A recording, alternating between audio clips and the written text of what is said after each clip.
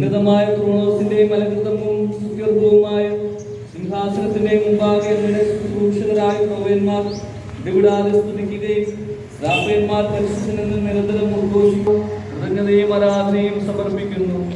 പിതാവും പുത്രനും പരിശുദ്ധാത്മാവുമായ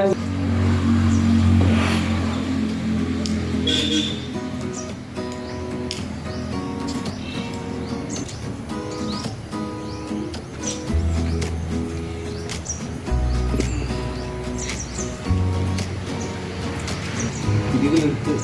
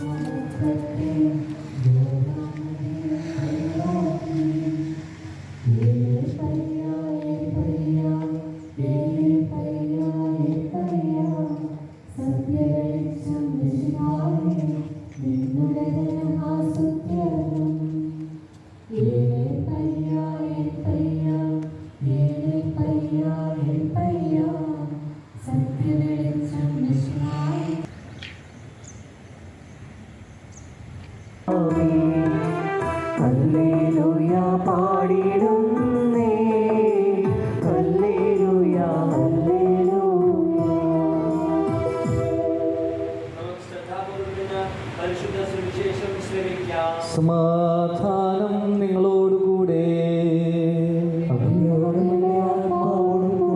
വിശുദ്ധ യോഹന്നാൻ അറിയിച്ച നമ്മുടെ കർത്താവ് മിശിഹായുടെ പരിശുദ്ധ സുവിശേഷം. അധ്യായം 1 45 മുതൽ 51 വരെയുള്ള വചനങ്ങൾ. ഫിലിപ്പോസ് നഥാനിയേലിനെ കണ്ട് അവനോട് പറഞ്ഞു, മോശയുടെ നിയമത്തിലും പ്രവാചക ഗ്രന്ഥത്തിലും ആരെപ്പറ്റി എഴുതിയിരിക്കുന്നുവോ അവനെ, ജോസഫിൻ്റെ മകൻ നസ്രേത്തിൽ നിന്നുള്ള യേശുവിനെ ഞങ്ങൾ കണ്ടു. നഥാനിയേൽ ചോദിച്ചു, നസ്രത്തിൽ നിന്ന് എന്തെങ്കിലും നന്മയുണ്ടാകുമോ?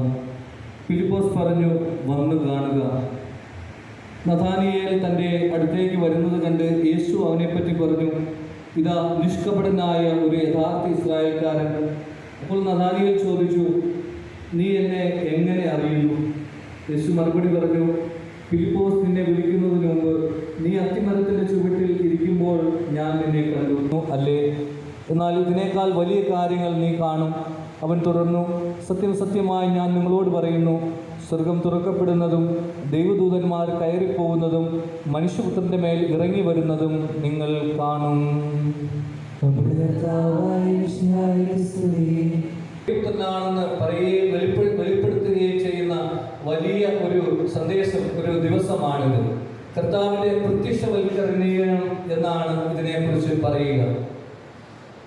ഇന്ന് ലാറ്റിൻ സഭയിൽ എപ്പിഫനി അഥവാ പ്രത്യക്ഷവൽക്കരണം എന്നാണ് ഇന്ന് ആഘോഷിക്കുന്ന തിരുനാൾ. അതിൻ്റെ ഉദാഹരണം ഇതാണ്.